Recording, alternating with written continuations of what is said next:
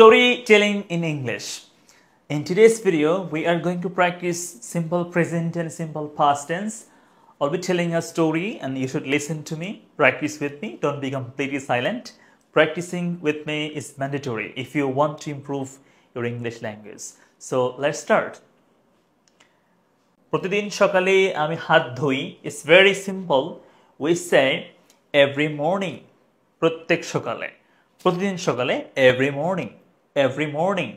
Every morning প্রত্যেক সকালে আমি হাত ধুই. I wash my hands.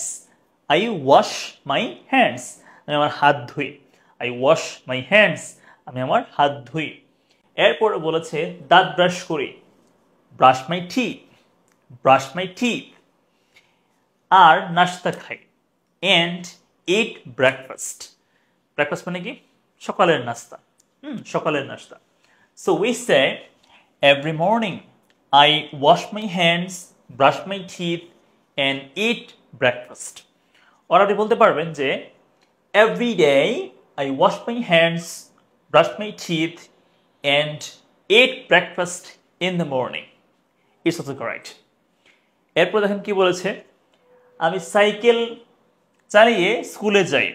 আপনি বলতে পারেন যে I go to school, আমি স্কুলে যাই riding my bicycle or riding a bicycle. ওকে, এটা বললেও হবে. আর আপনি বলতে পারেন যে I ride a bicycle to my school. এটাও একই কথা. I ride a bicycle to my school. এর মানেও একই অর্থ. And মানে এবং ক্লাসে কম্পিউটার ব্যবহার করি. And use my computer in the class. মানে ক্লাসে. Use ব্যবহার করি my computer, আমার কম্পিউটারটা in the class মানে ক্লাসে. আমি সব সময় নোট নেই. I always মানে আমি সব সময় I always take notes. আমি সব সময় নোট নেই. And এবং প্রশ্ন করি. Ask questions. Ask questions. So বলতে হবে I always take notes and ask questions.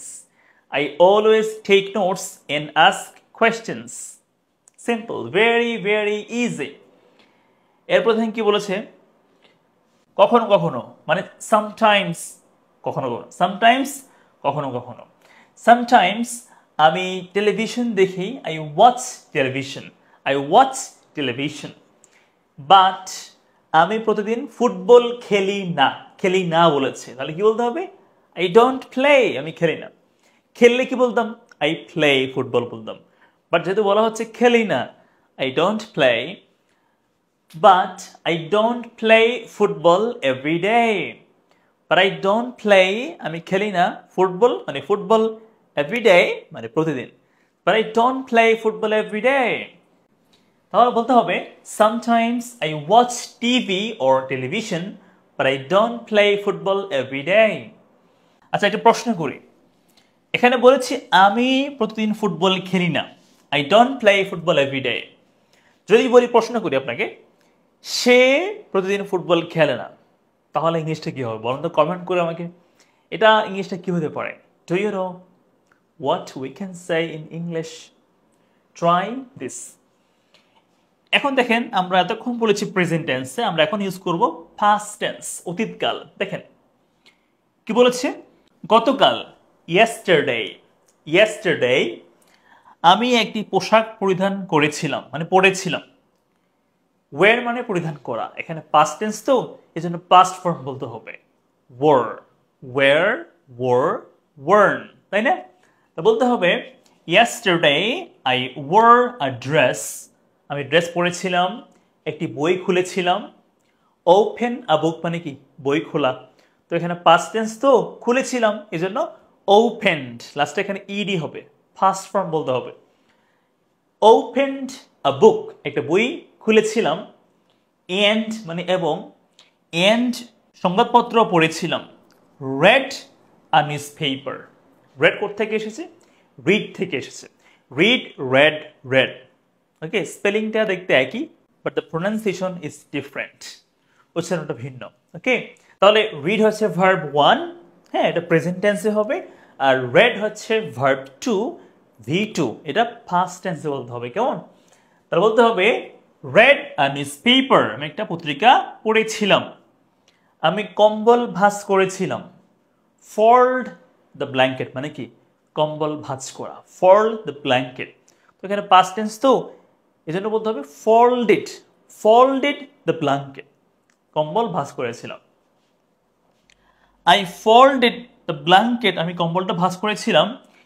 and এবং ঘর পরিষ্কার করেছিলাম। তাহলে কি বলতে হবে? cleaned the house। cleaned কেন? past tense না, এজন্য cleaned হয়ে যাবে। cleaned। তো বলতে হবে I folded the blanket and cleaned the house, অথবা cleaned the room, ঘরটা পরিষ্কার করেছিলাম। cleaned the room। আমি আমার বন্ধুকে একটি চিঠিও লিখেছিলাম। সো আমাকে জানতে হবে write a letter মানে কি? চিঠি লেখা।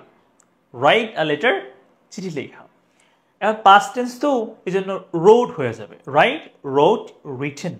বলতে হবে I wrote a letter।